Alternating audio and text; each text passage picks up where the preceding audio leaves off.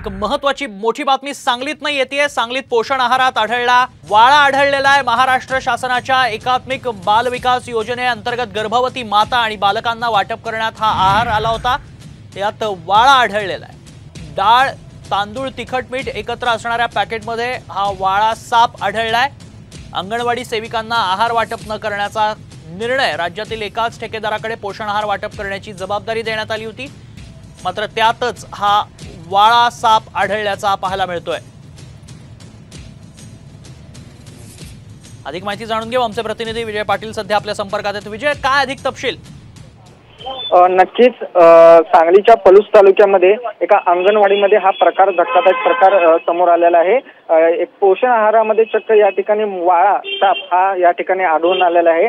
एकाच ठेकेदाराकडे या ठिकाणी हा पोषण आहार दिला जातो आणि डाळ, तांदूळ, तिखट, मीठ एकत्र करून एक पॅकेट तयार करण्यात येतं आणि या पॅकेटमध्ये हा वाळा आज आढळून आलेला आहे। त्यामुळे पलूस तालुक्यामध्ये खळबळ उडाली आहे।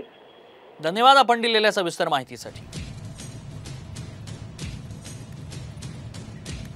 सांगलीतल्या पलूसमधील धक्कादायक प्रकार समोर येताना पाहायला मिळतोय। मृत वाळा साप या पोषण आहाराच्या पाकिटात आढळलेला पाहायला मिळतोय।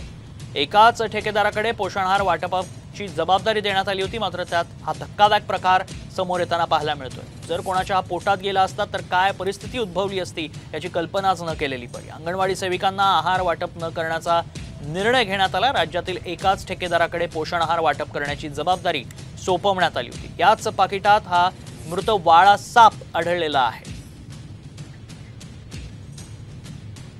दुपारी ते पाकिट फोडल्यानंतर त्यामध्ये डाळ आणि तांदूळ मिक्स होतं, त्यामध्ये ते सापाचे पिलू सापडले। नंतर मी अंगणवाडी सेविकांना व्हॉट्सअप करून फोटो पाठवला आणि त्यांना सांगितलं की हे आहार कोणालाही वाटू नका। असे जर गैरप्रकार व्हायला लागले तर मुलं अंगणवाडीला आम्ही पाठवू शकत नाही।